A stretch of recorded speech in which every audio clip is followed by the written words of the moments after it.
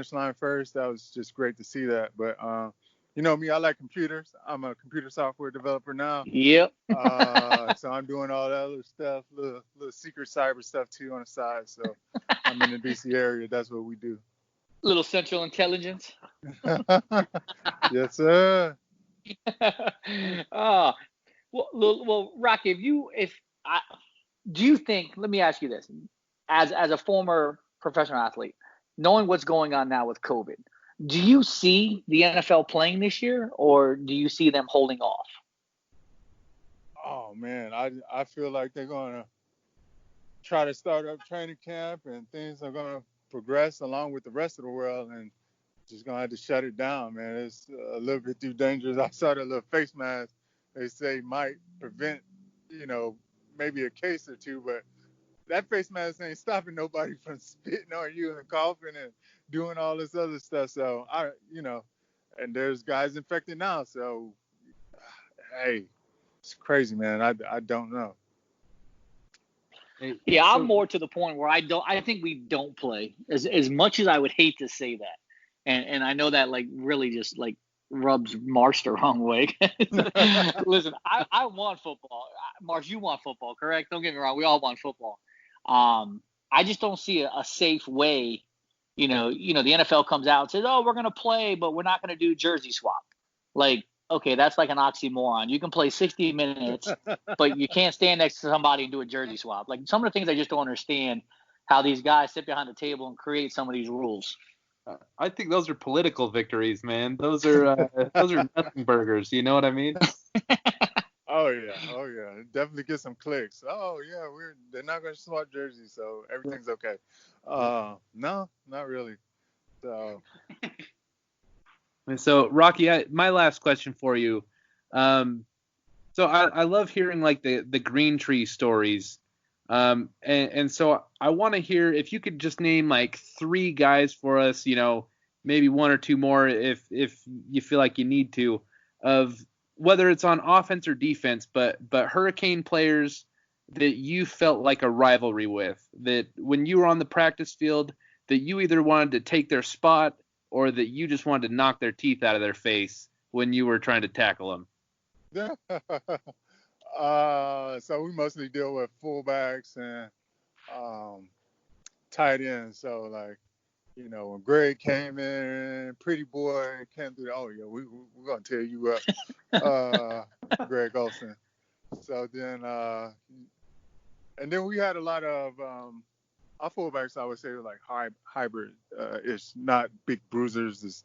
It's can block. We got Quatrain. Yep. Pass catchers like Quatrain. So, beating up on Quatrain all the time, that was funny too. My boy still to this day. Who else? Winslow. Oh man, I used to hate him, man, because he was so shifty, man. Hate one-on-ones with him was like, come on, man, stop him. Can't stop him, man. Can't stop him. So those battles with him, man, it was great with him. Who's a guy that like you never felt like you could get one up on? Was there anyone that like you wanted to compete with them in practice and you just felt like they had your number for whatever reason, like it wasn't a good matchup for you, and was there anything like that? No, but I can't say that your boy CP, he was there, and he is super swagalicious, so I wanted to give it to him. That boy over there pretty boring every practice, taking plays off, blah, blah, blah. But, he was hiding behind a very good line. Big Mac. I mean, dudes that was standing, 6'5" or better. Ibla, Romberg. So we couldn't touch him. So he running scot-free a lot of times, but I got to give the tadpole because I got him when he got here. So that was good. There was I just want to bring up one game. Like, obviously, you always hear about the Florida States and stuff like that. But the 05 game, the 05 season, again, it was a decent season. But one of my most memorable games from that 05 season was against Clemson. Oh. Triple overtime, Tyrone Moss. R.I.P. Oh, my gosh. Like, tell me, obviously, like, growing up in Gaffney right there, you're not too far from Clemson. Like, what was it like playing and Clemson that night. Like, because it was ridiculously packed. And just the atmosphere that night was just ridiculous. And then go triple overtime. Rocky, talk to me about that game. Oh man, that was one of the most memorable games for me.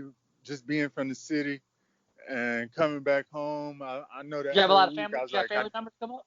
Oh yeah, I was like, man, I had everybody in there. We was like, I need this one. Just telling everybody during the week, and man, we pulled it out. It was great. I had a good game. Got a couple of sacks. Yeah. It was just great. And I think they were pumping a lot of music.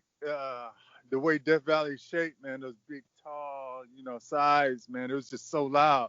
And I mean, we were on silent count for most of the game because we couldn't even touch each other on the sideline. It was so loud, but it was rocking in there. But hey, when we made plays, it was quiet as all get out. So oh yeah, I'm glad we've interviewed your teammate Levon Ponder a few times, and he said that was the loudest game he has ever been in.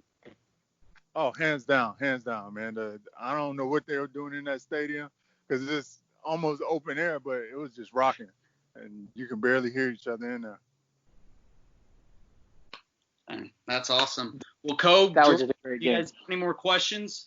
I'm good, man. I really appreciate, really appreciate you coming on, Rocky. That was a fantastic interview. Thank you so much, brother. We appreciate you, and we appreciate your time. When you were at Miami and everything you're doing now, just to loving Miami and just doing what you do. So thank you so much for coming on, brother. Yes, sir. Appreciate it, man. Rocky, next time I'm up in Virginia, man, we got to link back up, bro. You know what it is. 305 till I die. Come on.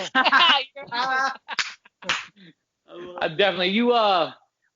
And vice versa. Again, I know you came down a couple years back, and obviously we always link up when you come down here. But, I was hoping to make it up to the Virginia Tech game this year. But obviously, if we have a season, I'm riding. And maybe I can come up a day early or whatever. We can get together and whatever. But, man, it's always great seeing you, man, and always great chopping it up with you. Oh, for sure.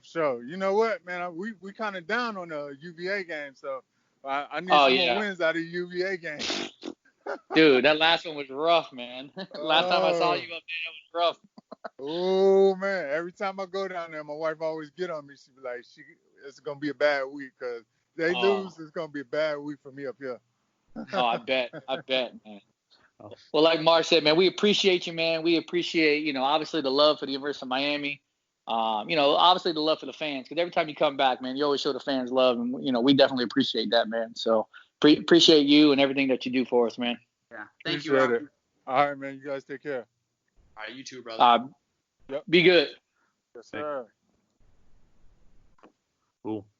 Well, awesome, guys. I love hearing from Rocky, man, and it's cool. It's cool hearing his perspective, especially what he had to say about McGahee, Gore, and Clinton Portis. That was fun, man. Yeah. Well, think about it. That was a great interview. Thank you for hooking that up, Coe. He was awesome. Oh, dude, like Rocky's my boy, man. Like it's, again, think about that from his perspective. Here he is, a linebacker playing at the University of Miami, and he's got to practice against Clinton Portis, Frank Gore, Willis McGahee, Tyrone Moss. Covering, again, obviously the 0-1, Jeremy Shockey, Kellen Winslow, Greg Olson. Like, dude, it's ridiculous, right?